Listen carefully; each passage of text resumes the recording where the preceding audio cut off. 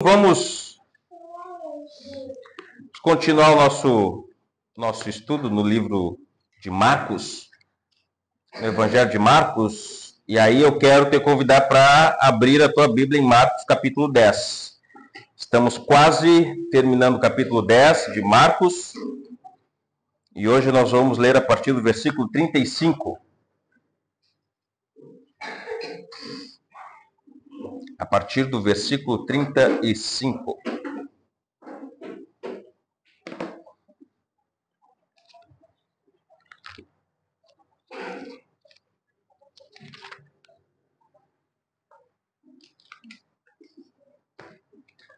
Marcos capítulo 10, versículo 35. Diz assim a palavra do nosso Deus. Então se aproximaram dele Tiago e João, filhos de Zebedeu, dizendo: Mestre, queremos que o Senhor nos conceda o que vamos pedir. E Jesus lhes perguntou: O que querem que eu lhes faça? Eles responderam: Permite-nos que na sua glória nos assentemos um à sua direita e outro à sua esquerda. Mas Jesus lhes disse: Vocês não sabem o que estão pedindo. Será que vocês podem beber o cálice que eu bebo e receber o batismo com que eu sou batizado? Eles responderam: Podemos. Então Jesus lhes disse: Vocês beberão o cálice que eu bebo e receberão o batismo com que eu sou batizado. Quanto ao sentar à minha direita e à minha esquerda, não me compete concedê-lo, pois é para aqueles a quem está preparado. Quando os outros 10 discípulos ouviram isso, começaram a ficar indignados com Tiago e João.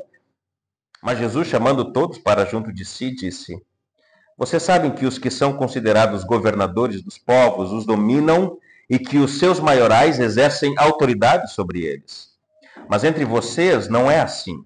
Pelo contrário, quem quiser tornar-se grande entre vocês, que se coloque a serviço dos outros.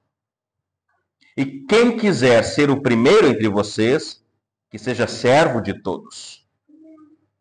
Pois o próprio Filho do Homem não veio para ser servido, mas para servir e dar a sua vida em resgate por muitos. Vamos orar de novo. Nós queremos, ó Deus, pedir a tua ajuda para entendermos a tua palavra. Ajude a mim a explicar de forma clara, ajude os meus irmãos e amigos que estão aqui a entender o que eu vou explicar. E que todos nós, no término desse tempo, estejamos mais aplicados a servirmos uns aos outros. Me esconda atrás da cruz, atrás de Jesus, e que ele seja glorificado por todos nós. Pedimos essas coisas no nome dele. Amém. Então, normalmente, quando pensamos em grandeza, logo nós associamos grandeza a imagens de poder, autoridade, conquista, status ou fama. Ou seja, aquele que é grande é aquele que tem um status maior do que os outros. Aquele que é grande é porque tem muitas posses. Aquele que é grande é porque tem várias conquistas. Aquele que é grande tem poder sobre os outros. Então, para a mentalidade comum, ser grande, ou quem é grande, é aquele que governa, é aquele que manda. Aquele que possui riquezas, influência, ou aquele que consegue fazer com que os outros lhe sirvam de forma fácil. É por isso que ao longo da história, homens buscaram construir monumentos, conquistar impérios, acumular títulos e deixar os seus nomes registrados como símbolo de prestígio e domínio. No mundo, a grandeza é medida pela quantidade de pessoas que servem a alguém, pelo quanto de poder essa pessoa exerce sobre as outras, e ainda pelo quanto ela conseguiu se destacar acima da média. Então, aquele camarada ou aquela camarada que se destaca mais do que os outros, esse vai ser servido pelos outros, porque está acima dos outros. Mas quando a gente olha para as palavras de Jesus e para o exemplo de Jesus, a gente percebe que ele inverte essa lógica. Ele muda a perspectiva. O Filho de Deus, ele ensina que a verdadeira grandeza não está associado a domínio, mas está associado a serviço. Se eu quero ser grande, eu preciso servir. Independente do meu status sobre os outros, ou da minha condição diante dos outros. Se eu quero ser grande, eu preciso servir. Não está em ser exaltado, mas se humilhar. A grandeza, então, ela não é definida pela posição que alguém ocupa, mas pela posição ou disposição que essa pessoa se coloca em servir os outros. Estar disposto a servir o outro. Enquanto o mundo, então, enxerga trono como símbolo de poder, Cristo aponta para a cruz. Significado de grandeza. E nos lembra que a verdadeira grandeza se revela em servir os outros. E é exatamente isso que o texto vai nos ensinar através da conversa de Jesus com os dois discípulos que, de forma impulsiva, pedem para sentar um à direita de Jesus e o outro à esquerda de Jesus quando Jesus estiver na glória. Na mentalidade desses discípulos, quando Jesus chegasse em Jerusalém e tomasse o trono, eles passam na frente dos outros e dizem: Senhor, espera aqui um pouquinho. A gente quer fazer um pedido para o Senhor. Permite-nos que na sua glória, quando o Senhor estiver na glória, quando o Senhor estiver sentado no trono, o Senhor, como o Messias que é, nos deixe um sentar à sua direita e o outro à sua esquerda. A mentalidade deles era que a grandeza com que Jesus, ou a grandeza que Jesus teria, eles queriam participar desta mesma grandeza. Mas só que na mente deles, grandeza está associado com domínio, com prestígio, com ser servido. Porque na mente deles tem Roma, tem o imperador, tem os outros reis que vieram da linhagem de Davi. Então, na mente deles, trono significa ser servido. E é isso que Jesus vai desconstruir aqui dentro da mente dos discípulos e também vai nos encorajar a termos uma mentalidade de servos. Eu preciso servir o meu irmão. Eu preciso estar disposto a me doar para o benefício do meu irmão. Então, os discípulos, eles cada vez que escutam Jesus falar sobre que ele vai morrer, isso a gente tem, por exemplo, lá no capítulo 8, versículo 31, capítulo 9, versículo 31, e no 10, capítulo 33 e 34, Jesus ele está dizendo que vai morrer. Ele está alertando seus discípulos que eles estão caminhando para Jerusalém para que Jesus seja crucificado. Então, eles estão caminhando para Jerusalém e Jesus, vez por outra, diz: eu estou indo para Jerusalém porque eu vou morrer. Eu estou indo para Jerusalém, eu vou ser entregue nas mãos dos anciãos, dos principais sacerdotes, e eu vou ser morto, mas no terceiro dia eu vou ressuscitar. Mas os discípulos, eles não tomam tanto sobre a importância disso que Jesus está dizendo, e sempre de alguma forma, eles tentam colocar o menos valor nisso que Jesus está mostrando ou ensinando para eles. Eles fazem manobras para conseguir posição e prestígio. Por exemplo, se a gente olhar 8:31, Jesus ele vai começar a ensinar que era necessário que o Filho do Homem sofresse muitas coisas, fosse rejeitado pelos anciãos, principais sacerdotes e pelos escribas, fosse morto e que depois de 3 dias ressuscitasse. E isso lhes expunha claramente. Então Pedro, chamando o Senhor à parte, o repreendeu. Senhor, isso não vai acontecer contigo. Tenha compaixão de ti, porque Pedro sabia que Jesus era o Messias, mas só que o Messias, na mente deles, não passaria pela morte. O Messias iria para Jerusalém para tomar o trono, para tomar o poder de Roma.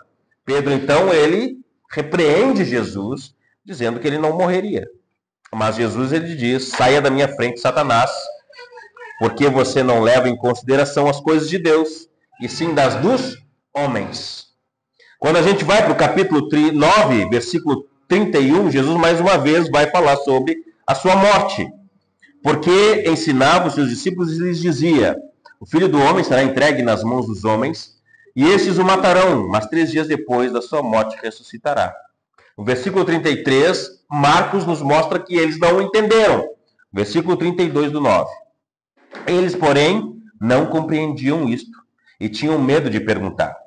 O problema é que eles tinham medo de perguntar, mas eles começavam a discutir sobre quem era maior dentro do reino do Senhor. No versículo 33. Ainda do 9. Chegaram então a Cafarnaum, estando em casa, Jesus perguntou aos discípulos sobre o que vocês estavam discutindo no caminho. Mas eles se calaram, porque no caminho vinham discutindo entre si quem era o maior. Ou seja, Jesus ele traz a questão da sua morte, os discípulos eles estão falando sobre quem é o maior dentre nós. Quem é que vai ganhar mais prestígio entre nós? E Jesus está alertando sobre a sua morte, sobre o seu serviço em prol dos pecadores. Mas os discípulos estão com a mente no prestígio. E o pedido de Tiago e João, aqui no versículo 37, é o terceiro exemplo mais grosseiro da atitude deles de insensibilidade com que Jesus está ensinando para eles. Eles estão insensíveis ao que Jesus está ensinando para eles, sobre a forma como ele vai ser glorificado. O versículo 35 diz assim: Então se aproximaram dele Tiago e João, filhos de Zebedeu, dizendo: Mestre, queremos que o Senhor nos conceda o que vamos pedir. E Jesus perguntou: O que querem que eu lhes faça? Eles responderam: Permite-nos que na sua glória nos assentemos um à sua direita e o outro à sua esquerda. Tiago e João, eles querem com esse pedido exclusividade. Eles querem ser os queridinhos de Jesus. Eles querem estar um do lado, o outro do outro, para serem vistos meio que parecidos com Jesus. Ganhar ou participar parte desta glória que Jesus irá receber.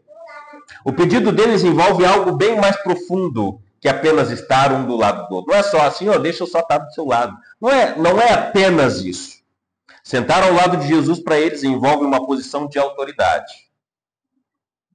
Na época, apenas homens com muito poder sentavam-se em tronos. Isso significava poder, influência e domínio. O pedido dos irmãos aqui para Jesus era uma tentativa de garantir antecipadamente lugares com status maiores do que os outros. Além disso, o pedido dos dois revela, como eu falei, uma insensibilidade quanto ao que Jesus ensinou sobre a sua morte. Ou seja, eles não estão dando bola para o que Jesus está dizendo. Eu vou morrer, eu vou ser entregue nas mãos dos anciãos, principais sacerdotes, eu vou padecer, eu vou sofrer. Mas eles estão insensíveis. Eles não estão dando bola para o que Jesus está ensinando. Mas também, além de terem insensibilidade, ou essa insensibilidade aparente, eles também estão faltando com respeito com os outros colegas deles que estão passando pelas mesmas coisas. Quando Jesus pergunta aos filhos de Zebedeu o que vocês querem que eu faça, ele não está apenas ouvindo um pedido, mas está revelando o que está dentro do coração deles. Essa é a mesma pergunta que serve para nós hoje. Por que eu estou seguindo Jesus? Ou por que eu quero seguir a Jesus? Por que eu sigo as palavras de Jesus? Quais são os motivos que me fazem olhar para as Escrituras, olhar para o ensino de Jesus e seguir os ensinos de Jesus? A forma como respondemos mostra quais são as nossas verdadeiras intenções. Se estamos, por exemplo, buscando apenas vantagens para nós mesmos, ou se realmente queremos a glória de Deus. Ou seja, se eu estou seguindo Jesus, quais os motivos que eu tenho para seguir a Jesus? É porque eu vou ser abençoado? É porque eu vou ter uma família abençoada? É porque eu vou ter um emprego melhor? É porque eu vou ter benefícios para mim mesmo, para que eu aproveite comigo mesmo? Ou será que eu estou seguindo a Jesus porque de fato eu quero que Ele seja o meu Senhor? Independente do que eu receba dele, mas ainda assim eu quero servi-lo. Então, muitas vezes, assim como Tiago e João, nós corremos o risco de seguir Jesus, esperando benefícios pessoais. Eu vou à igreja, eu vou seguir a Jesus, eu vou fazer isso porque eu quero ser abençoado. Se eu não for abençoado, eu deixo de seguir. Eu deixo de fazer isso, eu deixo de fazer aquilo. E essa pergunta que Jesus ele faz para os discípulos, ou para os dois irmãos aqui, o que vocês querem que eu faça para vocês? Convida não só eles, ou não está convidando só eles, mas também convida nós a olhar para dentro de mim, para dentro de nós, e tentar responder essa pergunta o mais sincero possível. Por que eu estou seguindo a Jesus? O que me leva a seguir Jesus? Será que Deus está no centro dos meus desejos de fato? Ou será que Deus é apenas um trampolim que eu estou usando para alcançar aquilo que eu quero? Essa pergunta que Jesus faz para os discípulos é a mesma que Jesus faz para o cego Bartimeu no versículo 51. Se tu pular aí mais para frente, esses poucos versículos na frente, Jesus ele vai ter um encontro com um cego em Jericó. E é aquele cego que o pessoal não gosta, porque quando ele ouve, escuta que Jesus está ali, ele começa a gritar: Senhor, filho de Davi, tem compaixão de mim. Aí o pessoal, ei, para de gritar. E ele grita mais alto. Ele grita mais alto, o pessoal para, e ele grita mais alto. E aí, por exemplo, no versículo 49, Jesus parou e disse: chamem o cego. Chamaram o cego, dizendo-lhe: coragem, levante-se, porque ele está chamando você. No versículo 50, atirando a capa para o lado, o cego levantou-se de um salto e foi até onde Jesus estava. Que lhe perguntou: o que você quer que eu lhe faça? A mesma pergunta que ele fez para os discípulos. Só que os discípulos, os dois aqui, eles dizem: Senhor, nós queremos sentar um à tua direita e outro à tua esquerda. Ou seja, Senhor, nós queremos glória, nós queremos prestígio, nós queremos autoridade. O cego, por sua vez, ele faz um pedido apenas para enxergar. E Jesus atribui esse pedido à fé dele. O versículo 50 ainda, o Jesus pergunta: o que você quer que eu lhe faça? O cego respondeu: mestre, que eu possa ver de novo. Então Jesus lhe disse: vá, a sua fé salvou você. E imediatamente passou a ver e foi seguindo Jesus estrada fora. Ou seja, o cego aqui, ele apenas pede para ver. A fé que ele teve em Jesus, de que Jesus poderia dar a ele a visão que ele precisava, fez com que ele seguisse Jesus. A resposta dele é totalmente diferente das dos dois irmãos. Ele pede ao Senhor para enxergar apenas. Eu só quero ver. Eu não quero prestígio, não quero dinheiro, não quero status, não quero poder, eu apenas quero ver. Bartimeu deseja seguir Jesus no caminho depois que Jesus resolveu os seus problemas, enquanto Tiago e João desejam apenas estar sentados ao lado de Jesus na glória. Aqui está uma ironia que o texto nos traz.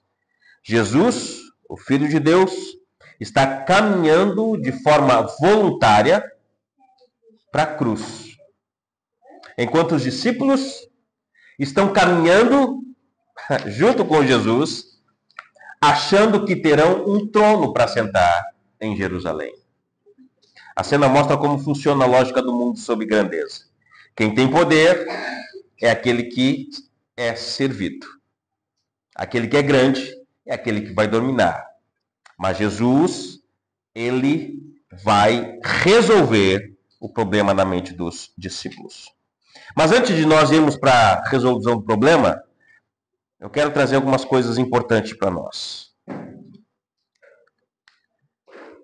E é bom a gente pensar nessa questão, de que é muito fácil misturar adoração e reconhecimento genuíno de que Jesus é o Senhor Salvador, mas em algum momento esse reconhecimento e essa adoração pode se misturar com o interesse pessoal.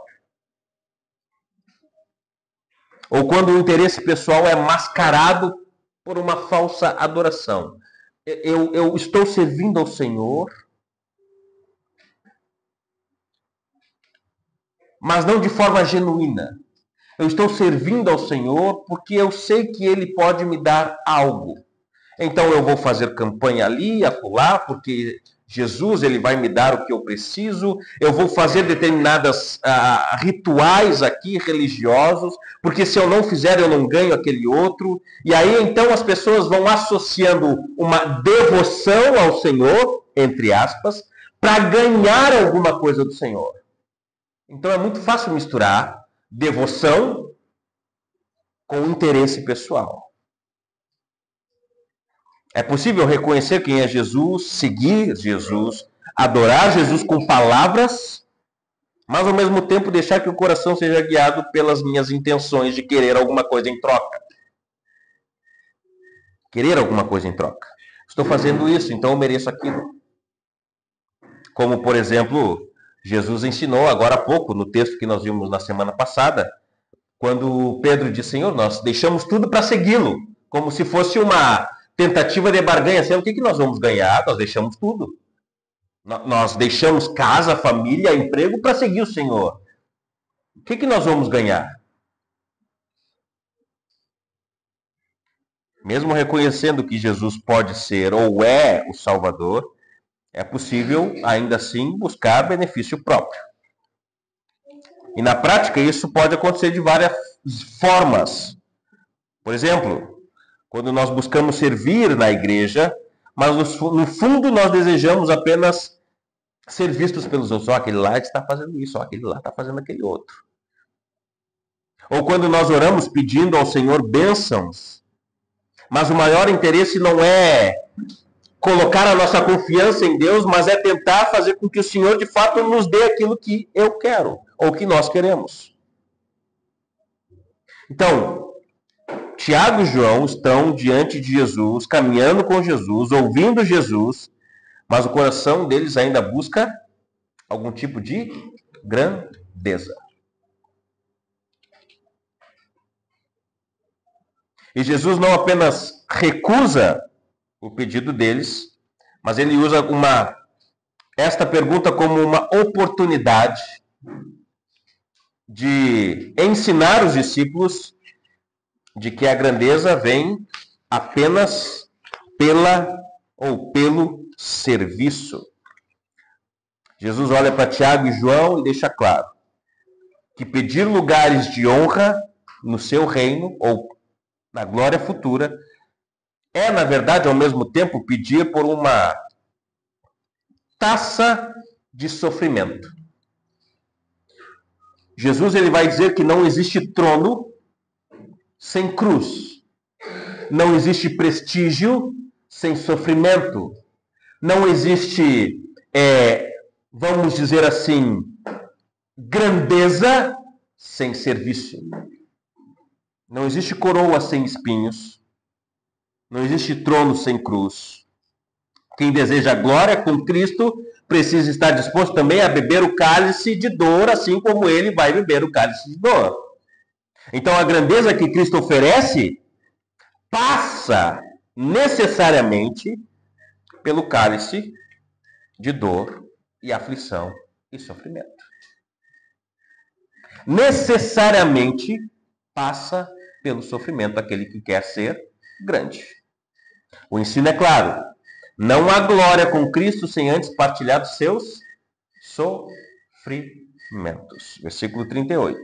Mas Jesus lhes disse, vocês não sabem o que estão pedindo. É como um pai que vira para o filho pediu algo absurdo e o pai diz, meu filho, tu não sabe o que tu está pedindo. Tu não sabe o que é isso aqui. Será que vocês podem beber o cálice que eu bebo e receber o batismo com que eu sou batizado? Eles responderam, eles estão tão convictos que podem ser como Jesus, que eles respondem, podemos. Então Jesus disse, vocês beberão o cálice que eu bebo e receberão o batismo com que eu sou batizado. Quanto ao sentar à minha direita e à minha esquerda, não me compete concedê-los, pois é para aqueles quem está preparado.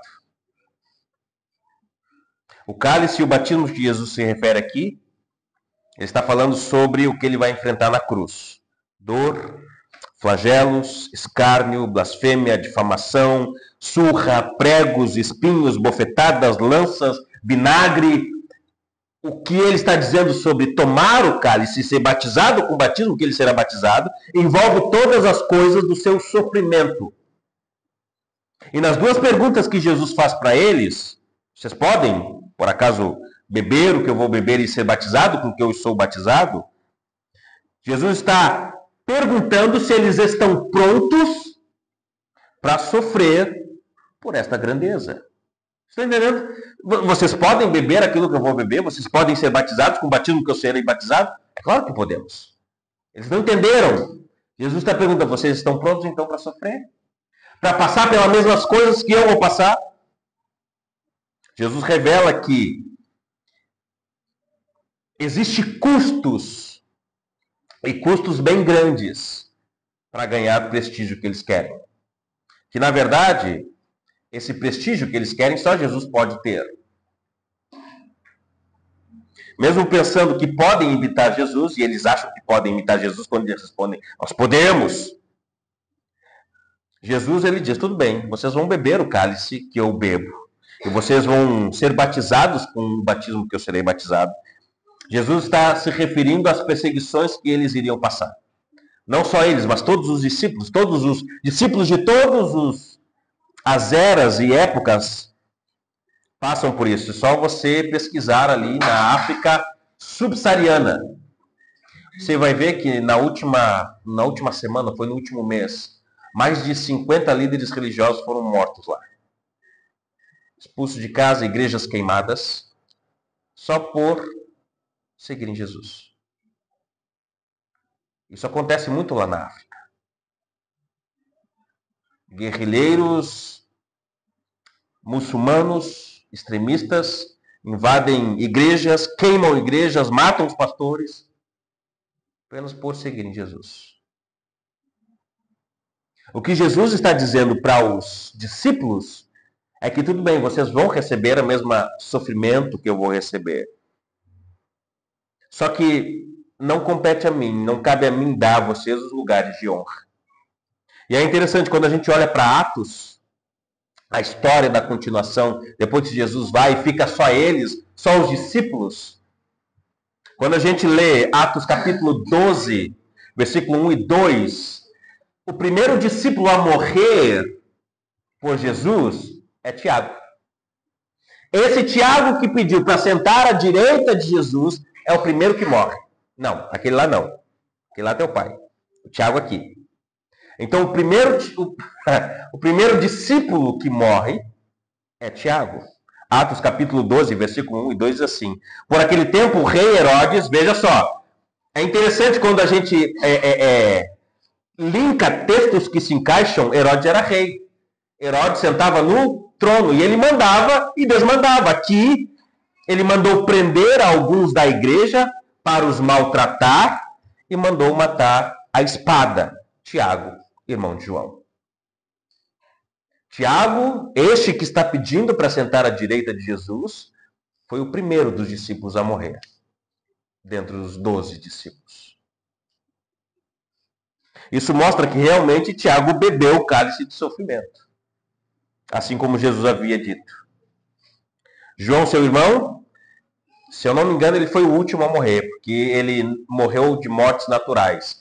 Mas isso quando ele foi exilado na ilha de Patmos.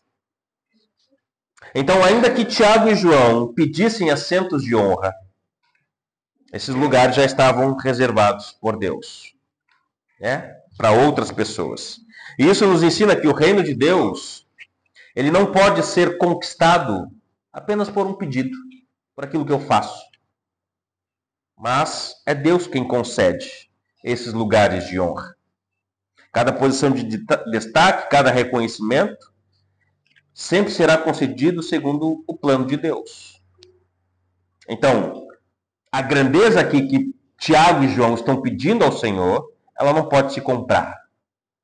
Mas ela é concedida por Deus para aqueles a quem Ele quer.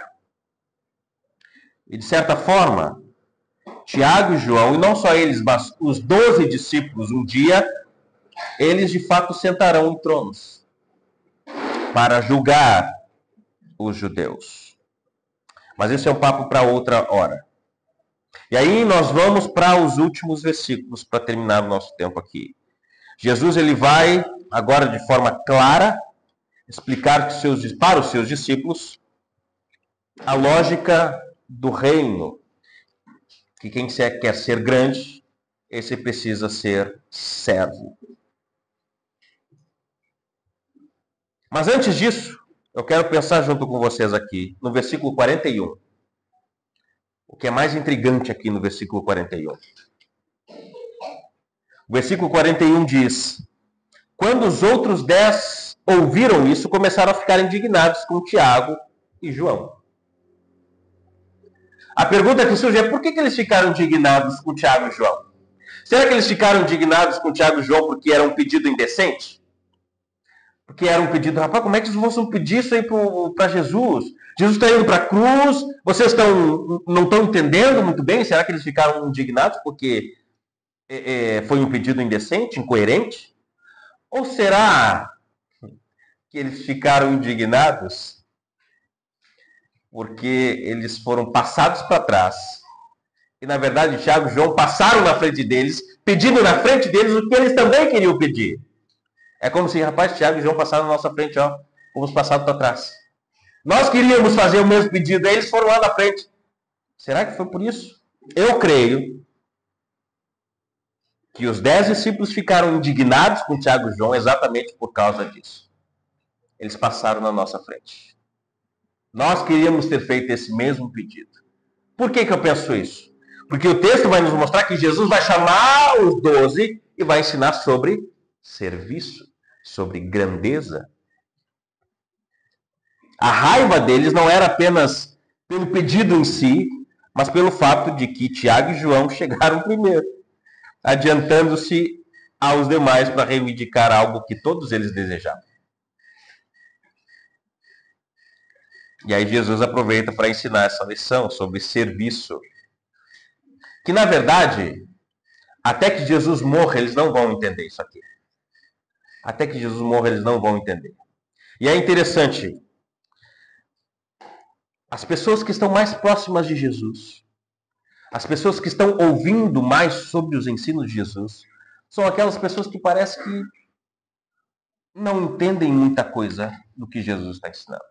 São as pessoas, ou é o grupo, não são os fariseus, não são os escribas, não é a multidão, mas Jesus tem mais trabalho com os seus discípulos. Isso é uma coisa interessante de nós analisarmos. O grupo que Jesus tem mais dificuldade são os seus discípulos. De certa forma, isso é um conforto para nós, né? Porque nós podemos ter dificuldades. Da mesma forma como eles tiveram dificuldades para entender determinadas coisas. Mas isso não pode ser um precedente para a gente dizer, tudo bem, eles não entenderam, se eu não estou entendendo também, então está tudo bem. Não. Isso, além de ser um conforto, mas também é um encorajamento para que nós não sejamos como eles. No versículo 42, mas Jesus, chamando todos para junto de si, disse: vocês sabem que os que são considerados governadores dos povos os dominam e que os seus maiorais exercem autoridade sobre eles. Mas entre vocês não é assim. Pelo contrário, quem quiser tornar-se grande entre vocês, que se coloque a serviço dos outros. E quem quiser ser o primeiro entre vocês, que seja servo de todos. Pois o próprio Filho do Homem, e esse é o versículo-chave de todo o livro de Marcos, pois o próprio Filho do Homem não veio para ser servido, mas para servir e dar sua vida em resgate por muitos.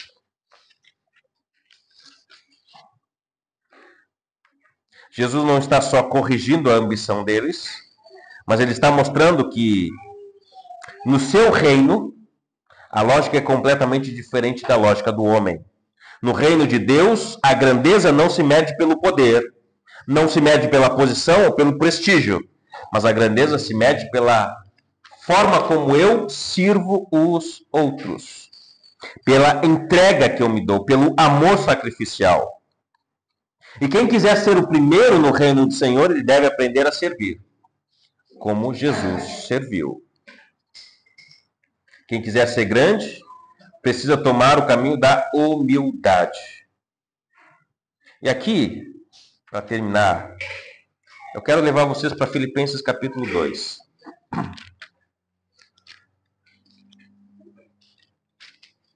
Filipenses capítulo 2.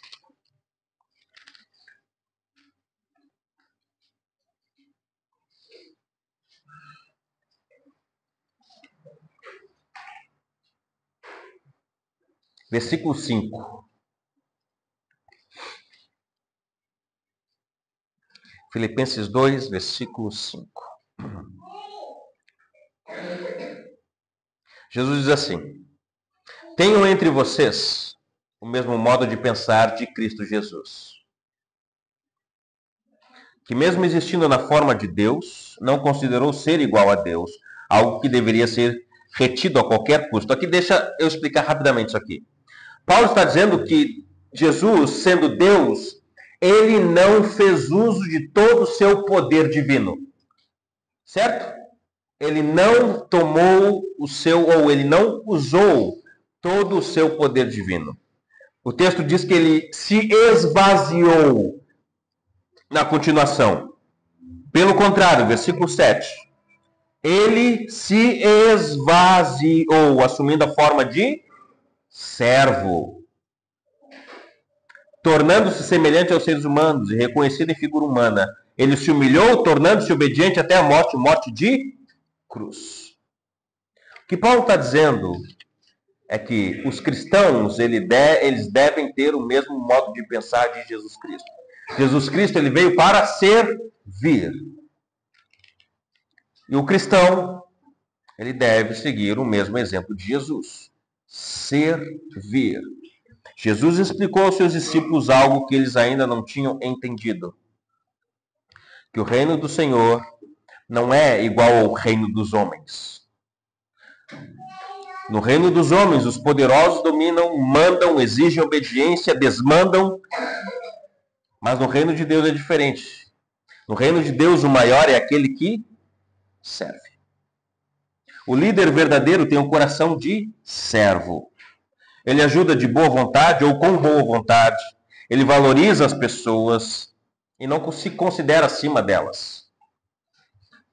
O verdadeiro líder cristão, ele não está acima das pessoas, mas ele está, ou ele deve se colocar abaixo das pessoas.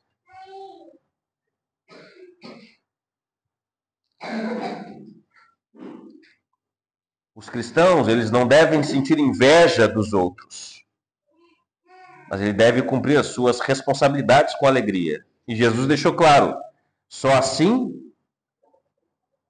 os servos do Senhor que se submetem à obediência e servir os outros, esses vão receber um galardão no céu. E Jesus mesmo é o próprio exemplo perfeito, quando ele diz, mas o próprio Filho do Homem não veio para ser servido, mas para servir.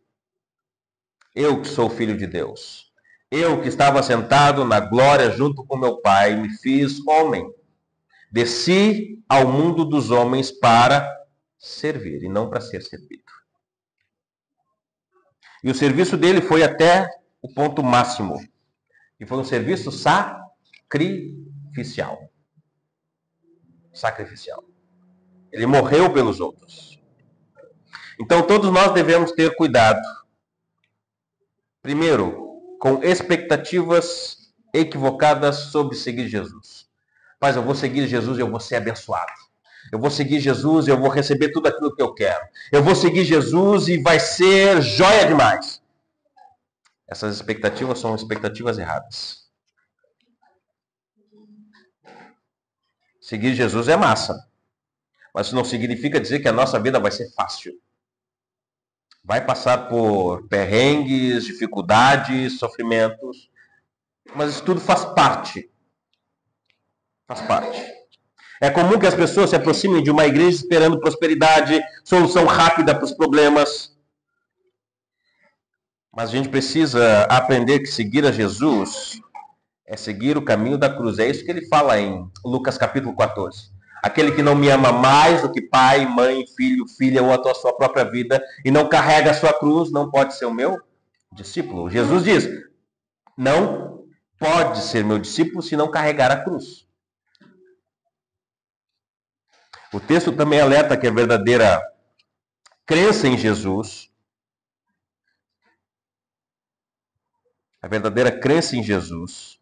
ela deve passar pelo aprendizado do serviço. Eu preciso aprender a servir. Eu preciso me doar para os outros, ou aprender a me doar para os outros. Então eu preciso formar essa mentalidade na minha cabeça. Eu não sou maior do que ninguém.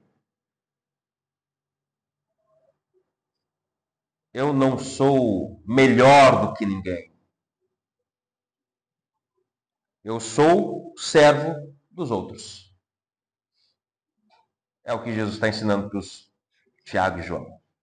Tiago e João, vocês querem prestígio, vocês querem autoridade, vocês querem mandar os outros, vocês querem estar nos lugares mais altos? Negativo. Vocês devem ir lá para baixo. Vocês devem ser servos dos outros, se vocês querem ser grandes. Então, se eu sou cristão, a minha mentalidade deve ser a mesma mentalidade de Jesus. Eu devo me humilhar para servir os outros. E não achar que eu sou melhor que os outros. Mesmo que eu tenha talvez condições melhores, ou tenha um emprego legal, porque eu sou inteligente, porque tu é bonito, ou porque tu é forte, ou porque tu sabe fazer várias coisas, tu é o MacGyver, mesmo assim. Lá embaixo. Né? Servir os outros. Servir os outros. E a pergunta que eu faço antes de nós terminarmos o nosso texto é: eu estou aqui para ser servido, para ganhar bênçãos do Senhor, para o meu próprio benefício, ou estou aqui para servir ao Senhor? E servir ao Senhor significa servir os outros. Por que eu estou aqui? Eu estou buscando a Cristo pelo que Ele é, ou estou buscando a Cristo pelo que Ele pode me dar? Tiago e João, no seu pedido, claramente eles estão ali seguindo Jesus porque eles acham que vão ganhar alguma coisa. Eles vão ganhar prestígio, autoridade. Mas Jesus está dizendo, não é assim. Você quer isso aqui, mas você necessariamente precisa passar pelo sofrimento. Serviço. Se você quer isso aqui, é assim que vai ser. Se não, pula fora do barco. Então nós precisamos querer a Jesus apenas pelo que Ele é, não pelo que Ele pode me dar. Porque nem sempre eu vou receber o que eu quero, certo? E, infelizmente, há pessoas que quando não recebem o que quer, vão embora. Abandonam a fé, abandonam a igreja, abandonam Jesus, porque não receberam aquilo que queria. Mas Jesus nos alerta que não é assim que deve ser. E não é assim que é. Então eu sirvo a Jesus apenas pelo que Ele é, pelo que Ele me deu. A salvação através do sofrimento dele na cruz. E é isso que Ele pede para mim. Você precisa ser como eu, servo. Porque um dia você será exaltado, da mesma forma como eu fui exaltado. Se tu terminares o texto lá em Filipenses, capítulo 2, o texto vai dizer, e Deus o exaltou sobremaneira. Então, primeiro veio o sofrimento, o serviço, a humilhação, para depois vir a exaltação. Então, que todos nós tenhamos isso em mente. Eu não sou servo do Senhor para receber algo dele, ou para ser servido pelos outros, para ser melhor que os outros. Não, eu sou servo de Jesus para servir os outros, independentemente do que eu receba dele. Certo? Vamos orar. Vamos agradecer a Deus. Nosso Deus e nosso Pai, nós somos gratos a Ti porque nós já recebemos de Ti a salvação. Já fomos agraciados, ó Pai, pelo dom da vida. E só isso já é o suficiente para que nós nos rendamos a Ti, nos coloquemos a nossa vida diante de Ti para servir o Senhor. Nos ajude a ter a mesma mentalidade do Senhor.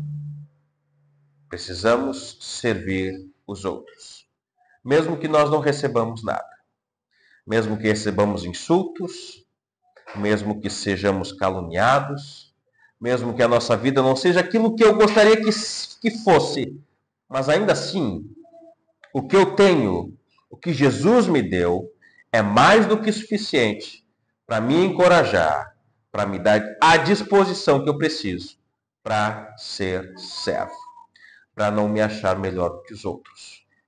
Então nos ajude a ter o mesmo pensamento que o Senhor, a mesma mentalidade de Cristo, para que o Senhor seja glorificado e nós